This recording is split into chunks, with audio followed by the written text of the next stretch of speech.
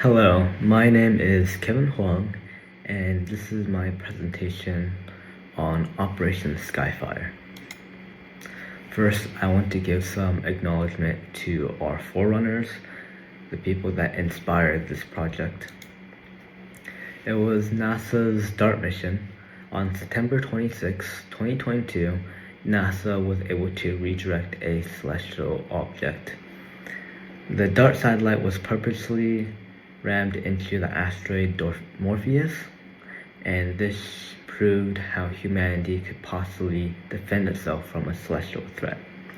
My only concern is what happens if that satellite or whatever else we choose to impact the asteroid lacks the kinetic energy necessary to redirect the orbit, or even if that redirection still makes the asteroid hit somewhere else on Earth.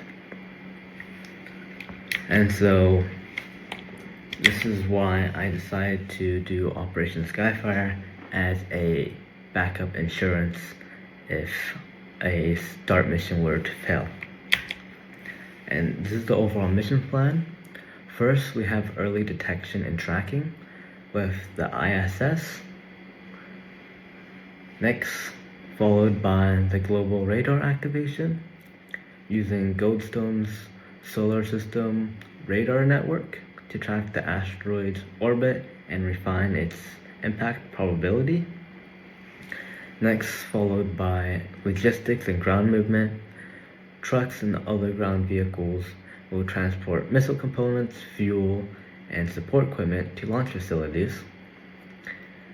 Followed then by the launch of an intercept vehicle, a heavy lift rocket, the LGM-30 Minuteman III will launch to intercept the asteroid prior to Earth's impact, and its trajectory will be refined by the Goldstone radar.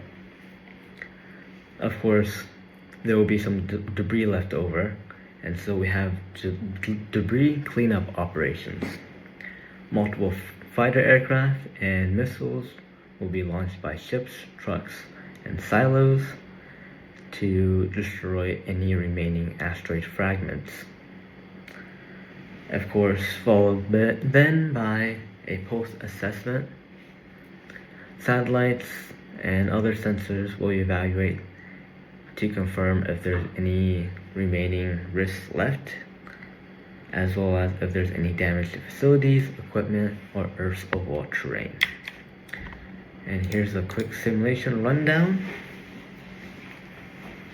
First, you see the ISS come out to be the first to detect the asteroid, followed by a preemptive launch by the ICBM, which its trajectory will be further refined by Goldstone locking on and helping the rocket land on target.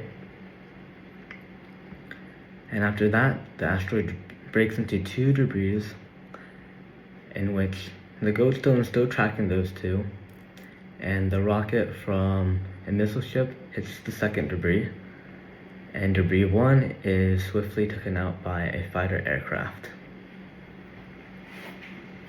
And the ISS is going about one more time to make sure there's no other debris left. And that's mission success. And here's a more in-depth scenario breakdown. So as you see here, this is the asteroid, and its stats are shown to the left. If you look down here to the map, the red you see here is the impact radius. So the small little circle is about where the asteroid would have impacted, and the dotted line is the shock wave showing the potential damages of the asteroid if it were to hit Earth. A lot of this would be caused by a tsunami that would be caused after the asteroid impacts the water. Next, here's the ISS tracking. First contact was on December 3rd, 2025, and on hour 19, minute 56 and 34 seconds. I chose the ISS as the satellite to detect the asteroid because it was the highest orbiting satellite orbiting Earth, and therefore it would be the first to detect the asteroid. And its radars are 36,000 kilometers or greater in range. Next, after the ISS detects the asteroid, in less than 20 minutes, trucks and other ground vehicles are able to transport the necessary supplies to launch facilities like the silo you see here. And so the ICBM is preemptively launched in order to intercept the asteroid. I chose the LGM-30 Minuteman III for this as it was the United States' largest missile in its arsenal and has a range of over 8,000 miles, which does reach space. It's capable of carrying multiple nuclear warheads. The thing that we would choose in order to destroy an asteroid, especially of this size. Now, the ICBM is located in 3 military bases: Montana, Wyoming, and North Dakota. I chose Wyoming as it was the one closest to the asteroid and therefore would reach it in less time. And here we have the Goldstone Solar System ground radar.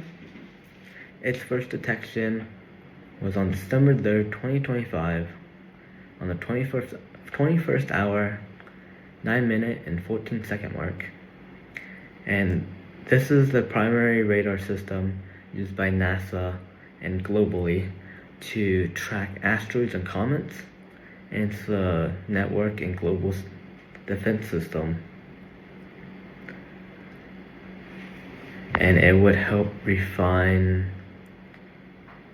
the impact probability and its overall trajectory of the asteroid, which would help the ICBM land on target. And here we have the 2 debris that came off from the asteroid. Of course, followed by cleanup. The F-16 and a missile ship. The F-16 has a maximum speed of Mach 2.5, which translates to 1,800 kilometers per hour or 0.5 kilometers per second. And this stat was used in the simulation. Next, here is the data. As you can see for the ISS, there's a huge blind spot in the middle of where it was tracking the asteroid, and that's simply because of the fact that the ISS orbits around the planet and therefore would be on the other side of the planet. And Goldstone, although starts a little later than the ISS, its tracking was pretty consistent, except for this one blank spot, which was when the ICBM impacted the asteroid and when it broke into 2. And that was everything on my presentation. Thank you for your time.